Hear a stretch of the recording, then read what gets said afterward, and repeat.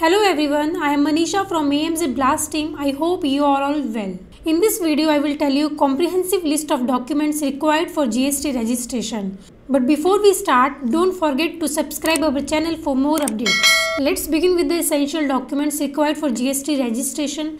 After that, we will discuss some questions that may arise when you are applying for the GST registration and which are important for the online business. So first of all, it's very important to know what do you mean by GST.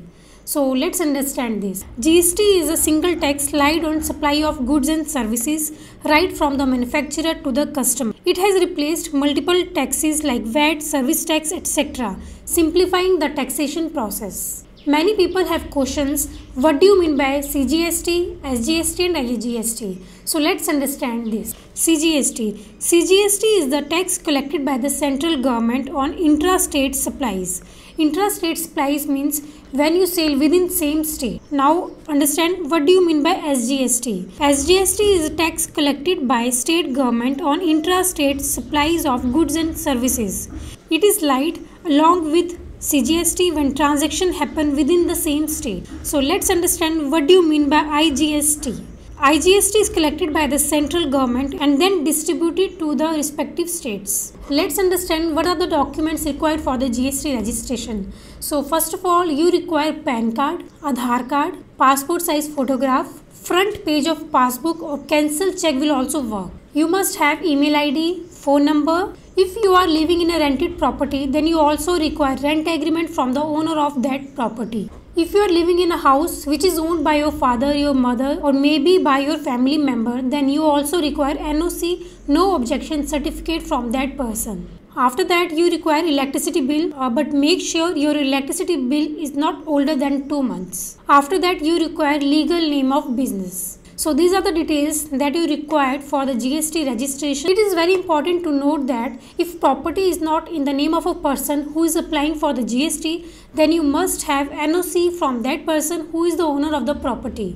If you are not owner of the property and electricity bill comes on your father's name, mother's name, or maybe you are living in a rented property, then you also require NOC.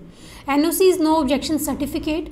If you are confused about from where you can get NOC format, then you can get NOC format below the video in description area. Many people have queries regarding how much time it will take to get GST. So approximately within 2 weeks you will get your GST.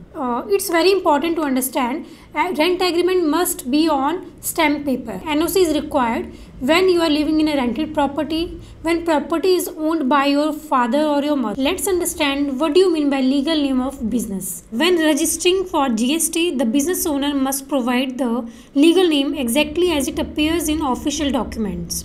The legal name of business in GST refers to its official name as registered with the government authorities. If you want GST checklist, you can go through the description area below the video.